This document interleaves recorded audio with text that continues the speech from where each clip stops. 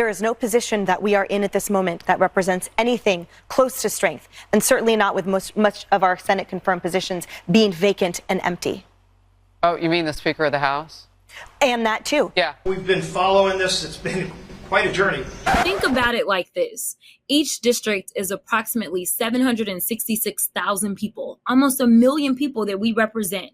And you have 435 representatives. And on the Republican side, you have well over 200 representatives. And the best two that they could find are a guy that covered up sexual abuse, or we've got to go with the other guy who loves to pal around with David Duke. And for those who don't know who David Duke is, he racist. Got him. We fucking got him. As Republicans continue to air their grievances on the real housewives and husbands of the GOP, I just shared with my colleagues that I'm withdrawing my name as a candidate for the Speaker designee. And I was very clear. We have to have everybody put their agendas on the side. Democratic star Jasmine Crockett used her time on the Midas Media Network recently to speak her mind, as she usually does, on the matter of, and pardon my French here, Mum, the shite show that is the Republican Party. You want to talk about confusing the American people? They think this whole place is a circus up here now. And all of a sudden, Jim Jordan is nominating Steve Scalise, and then we're voting for Jim Jordan. That's utter chaos. And in particular, they're very much publicly aired laundry over who should be Speaker. Oh, you mean the Speaker of the House? And that too. Yeah. So 113.99, and then the vote changed a little bit, but it's still not the 218 they need. You mean that part? Yes. Like they can't even put out a condemnation letter from the House because they don't have a House Speaker?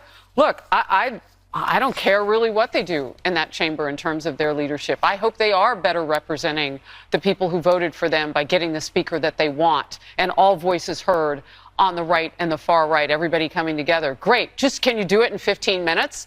Like, why does this have to look like what it did when you chose McCarthy? Now, as they go back and forth between the man who covered up sexual assault and the man who called himself David Duke without baggage, stellar candidates right there, the Democrat from Texas provided some much needed perspective on the matter.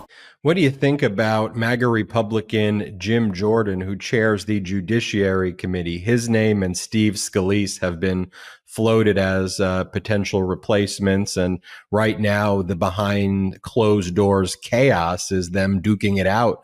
Scalise, who says that he is a more palatable version of David Duke, and Jim Jordan, who covered up sexual abuse at the Ohio State University. And we've seen the compelling testimony of victims saying how Jim Jordan called and harassed and threatened them not to come forward with the abuse they suffered. I mean, that's their two top choices right now.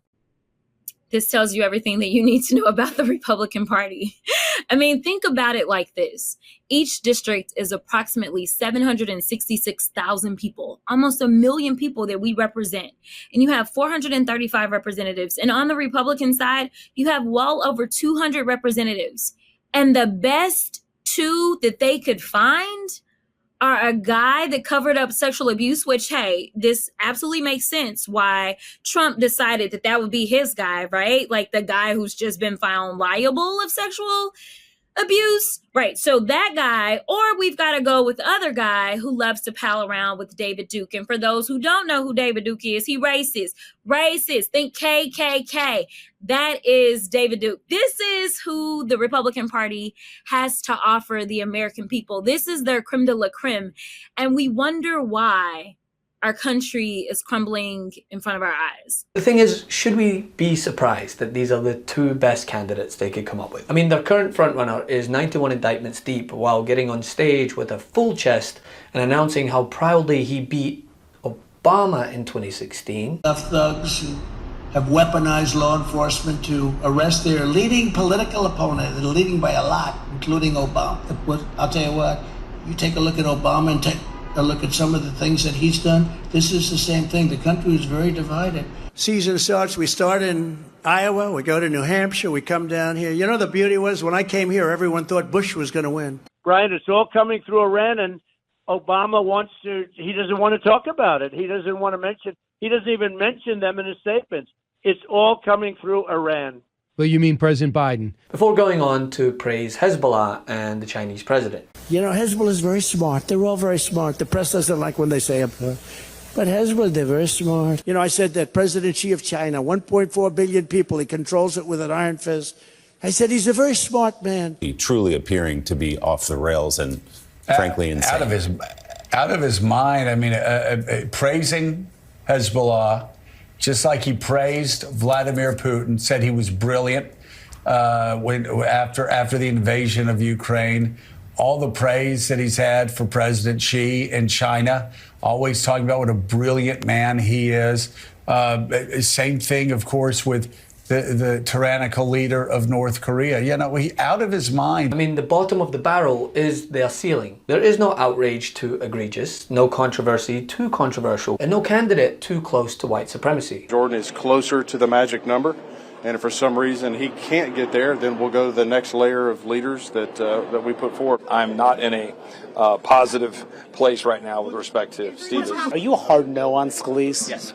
You are a hard no. Hard no. And the question is, what is next? That no one really has an answer to that. But as Crockett and countless Democrats alike have pointed out, all this does is further cement the case against both sidism. As much as I have found it frustrating for years, there is still, even now, unbelievably, a lot of lazy punditry, a lot of lazy assuming out there in the press that our two major parties in this country are basically the same, that they're mirror images of each other. Just narrowly averted a government shutdown. Today, Congress was consumed with drama over whether the farthest right faction in the Republican Party will be successful in their efforts to oust the Republican Speaker of the House. In the Democratic Party, it's former President Jimmy Carter in hospice, turning 99. He may yet eradicate guinea worm infection from the face of the earth before he goes, as part of his legacy of good works and practical post-presidency decency and leadership.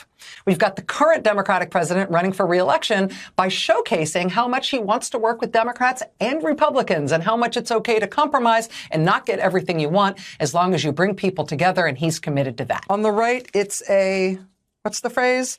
A declaration of war against the globalist American empire. One of these things is not at all like the other. Hey Meidas Mighty, love this report? Continue the conversation by following us on Instagram @MeidasTouch to keep up with the most important news of the day. What are you waiting for? Follow us now.